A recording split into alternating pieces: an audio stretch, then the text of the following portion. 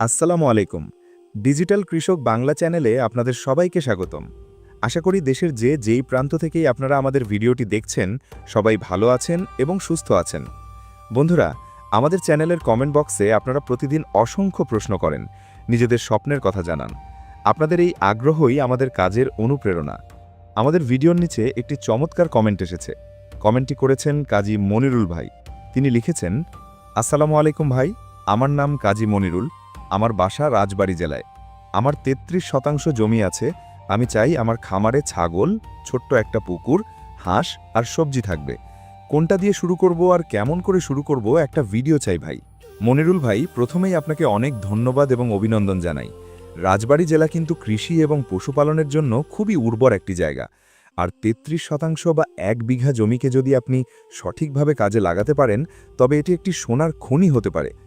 আপনার পরিকল্পনাটি খুবই চমৎকার। ছাগল, হাঁস, মাছ এবং সবজি, একেই বলে সমন্বিত কৃষি বা ইন্টিগ্রেটেড ফার্মিং। আজকের ভিডিওটি আমি উৎসর্গ করছি মনিরুল ভাইয়ের মতো হাজারো নতুন উদ্যোক্তার জন্য, যারা অল্প জমিতে বহুমুখী আয়ের উৎস তৈরি করতে চান। আজকের ভিডিওতে আমি একদম ধাপে ধাপে বুঝিয়ে দেব যে ৩৩% জমিতে কিভাবে এই ৪টি উপাদান সাজাবেন, কোনটা আগে শুরু করবেন এবং কিভাবে কম খরচে শুরু করবেন। খাতা কলম নিয়ে বসে পড়ুন, কারণ আজকের ভিডিওটি আপনার জীবনের মোড় ঘুরিয়ে দিতে পারে। মনিরুল ভাই, আপনার ৩৩% জমিকে আমরা প্রথমেই একটি মাস্টার প্ল্যান বা নকশার মধ্যে নিয়ে আসব।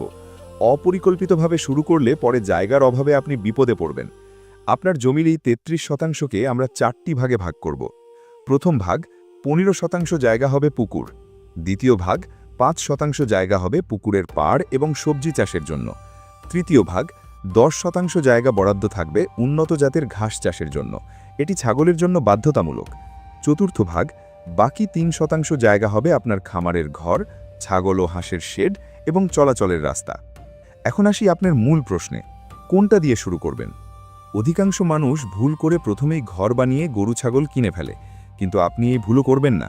আপনার কাজ শুরু হবে মাটি কাটা এবং ঘাস লাগানো দিয়ে। ধাপ ১, পুকুর খনন ও পাড় প্রস্তুতকরণ। আপনার জমির মাঝখানে বা এক পাশে ১৫% জায়গা জুড়ে একটি পুকুর খনন করুন।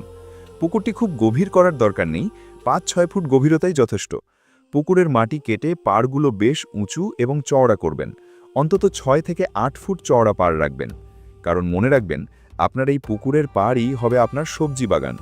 পুকুর কাটার পরপরই পাড়ের মাটিতে পেঁপে, কলা বা সজিনা গাছ লাগিয়ে দেবেন, কারণ গাছ বড় হতে সময় লাগে।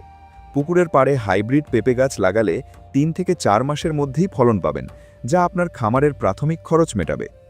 ধাপ ২, ঘাস চাষ, সবচেয়ে গুরুত্বপূর্ণ। মনিরুল ভাই, আপনি যেহেতু ছাগল পালতে চান, তাই আপনাকে বলি, ঘাস ছাড়া ছাগল পালন আর টাকা পানিতে ফেলা একই কথা। বর্তমান বাজারে ভুসি বা দানাদার খাবারের যে দাম, তাতে ঘাস না থাকলে আপনি ১ টাকাও লাভ করতে পারবেন না। তাই পুকুর খননের সাথে সাথেই আপনার জমির বাকি ১০% ফাঁকা জায়গায় উন্নত জাতের নেপিয়ার, পাকচং বা জারা ঘাসের কাটিং লাগিয়ে দিন। ঘাস বড় হতে ১.৫ থেকে ২ মাস সময় লাগে।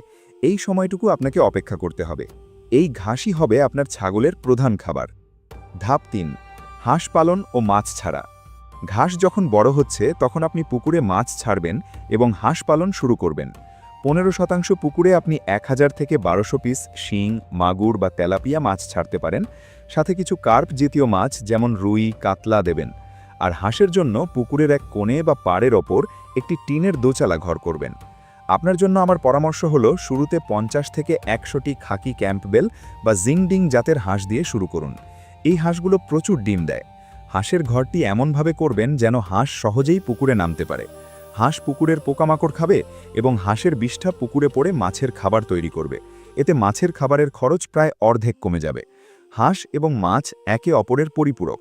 হাঁস পালনে খরচ কম, কিন্তু ডিম বিক্রি করে আপনি প্রতিদিন নগদ টাকা পাবেন। ধাপ ৪, সব শেষে ছাগল পালন। সব শেষে, অর্থাৎ প্রজেক্ট শুরুর ২-৩ মাস পর, যখন আপনার জমিতে পর্যাপ্ত ঘাস হয়ে যাবে, তখন আপনি ছাগল কিনবেন। রাজবাড়ী জেলার আবহাওয়ার জন্য আমাদের দেশি ব্ল্যাক বেঙ্গল ছাগলই সেরা। আপনি শুরুতে ১০টি মা ছাগল বা পাঠি এবং একটি উন্নত জাতের পাঠা দিয়ে শুরু করবেন। ছাগলের জন্য মাচা পদ্ধতির ঘর করা বাধ্যতামূলক। মাটির ফ্লোরে ছাগল রাখলে ঠান্ডা লাগে এবং পিপিআর বা নিউমোনিয়া রোগ বেশি হয়। বাঁশ বা কাঠ দিয়ে মাটি থেকে ৩ ফুট উঁচুতে মাচা তৈরি করবেন। মাচার নিচে ফাঁকা থাকবে, যাতে মলমূত্র সহজে পরিষ্কার করা যায়। 10টি ছাগলের জন্য খুব বড় ঘরের প্রয়োজন নেই, 250 থেকে 250 বর্গফুটের একটি ঘরই যথেষ্ট। ছাগলগুলোকে আপনার জমির উৎপাদিত ঘাস খাওয়াবেন এবং সামান্য দানাদার খাবার দেবেন। ব্ল্যাক বেঙ্গল ছাগল বছরে দুবার বাচ্চা দেয় এবং প্রতিবারে 2 থেকে 3টি বাচ্চা দেয়। ইনশাল্লাহ 1 বছরের মধ্যে আপনার 10টি ছাগল বেড়ে 30 থেকে 40টি হয়ে যাবে। এখন প্রশ্ন হলো, সবজি কোথায় হবে?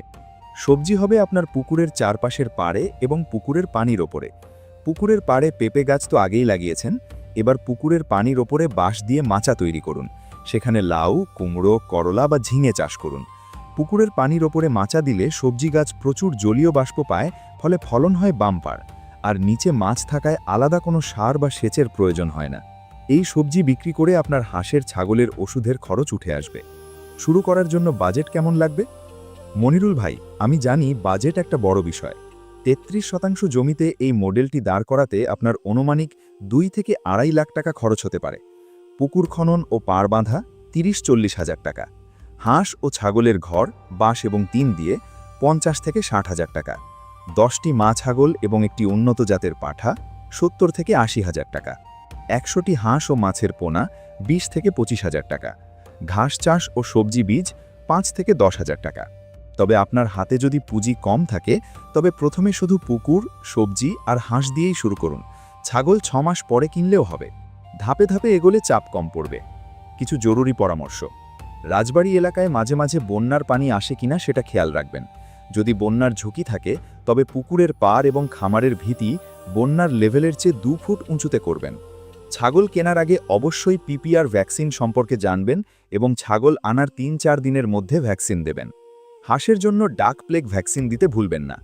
সবচেয়ে বড় কথা, নিজের কাজ নিজে করবেন। এত ছোট খামারে শ্রমিক রাখলে লাভ করা কঠিন হবে। আপনি নিজে ঘাস কাটবেন, ছাগল খাওয়াবেন, ডিম কুড়াবেন। এতে খরচ বাঁচবে এবং আপনি আনন্দ পাবেন। ভাই মনিরুল, আপনার স্বপ্নটি খুবই সুন্দর। 33% জমি কম নয়, যদি আপনি বিজ্ঞানসম্মত উপায়ে এই 4টি জিনিসের সমন্বয় করতে পারেন। ছাগল হলো আপনার ফিক্সড ডিপোজিট বা বড় সম্পদ, যা বছরে 1-2 বার বিক্রি করবেন। মাছ হলো আপনার বোনাস সেভিংস, আর হাঁসের ডিম ও সবজি হলো আপনার প্রতিদিনের বাজার খরচ বা রানিং ক্যাশ। এই চক্রটি একবার চালু করতে পারলে আপনাকে আর পেছনে ফিরে তাকাতে হবে না। আপনার এবং আপনার মতো যারা নতুন শুরু করতে চাচ্ছেন, তাদের সবার জন্য শুভকামনা।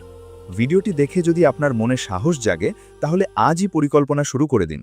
আর কোনো কিছু বুঝতে সমস্যা হলে বা ছাগলের ঘর তৈরির ডিজাইন দেখতে চাইলে কমেন্ট করুন, আমরা পরবর্তী ভিডিওতে দেখানোর চেষ্টা করব। ভিডিওটি ভালো লাগলে লাইক দিন এবং রাজবাড়ী বা আপনার এলাকার অন্য ভাইদের সাথে শেয়ার করুন। কৃষি বিষয়ক এমন বাস্তবমুখী সমাধান পেতে ডিজিটাল কৃষক বাংলা চ্যানেলটি সাবস্ক্রাইব করে সাথেই থাকুন। দেখা হবে আগামী পর্বে। আল্লাহ হাফেজ।